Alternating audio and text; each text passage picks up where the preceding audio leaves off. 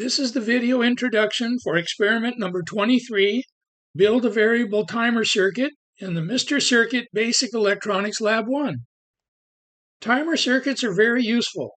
This timer circuit uses a 555 timer IC with a normally open push switch connected to pin 2 to start the timer by putting a negative voltage on pin 2 of the IC.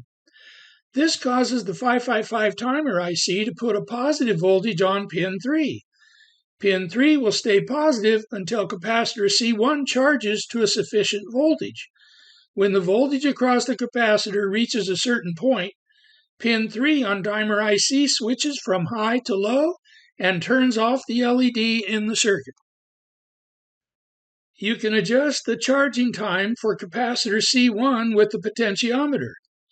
If you need the LED to stay on longer, you can try changing C1 from 100 microfarad to 1000 microfarad.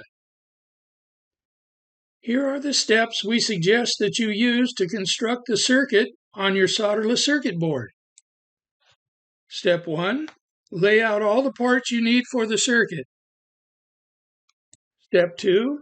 Install these 6 parts: the battery snap, the push button switch, the 555 timer IC, the 100 microfarad electrolytic capacitor, the LED, and then the potentiometer. Step 3.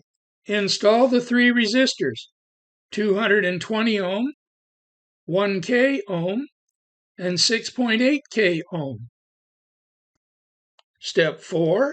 Install the 6 jumper wires. With the jumper wires installed, you have completed the construction of the variable timer circuit. Check your wiring closely, and when you're sure it's wired right, touch the battery to the snap. Nothing should happen until you press the switch to make the LED light up. Depending on how the potentiometer is adjusted, the LED will stay on for a few seconds or so. Now I will demonstrate the variable timer circuit in action. Okay, here we have experiment number 23, all wired up carefully, following the diagrams. We've got an LED, a capacitor, 100 microfarad, 555 timer, 1, 2, 3 resistors, a few jumper wires, our potentiometer, our normally open push button switch, and a battery. So let's see how it's supposed to work.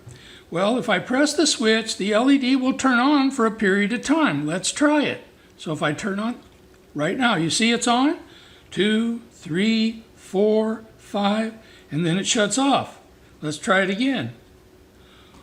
1, 2, 3. So if we adjust it down a little bit, it'll be on for less time. And we can adjust it all the way down to where I release the button and it shuts right off. Or we can go over here and we can go 1, 2, 3, 4, 5, 6. You see? So this is a variable timer that will turn on the LED for a period of time when you press the button. All right, get out all your parts, build the circuit, and let's see you make it work like I did.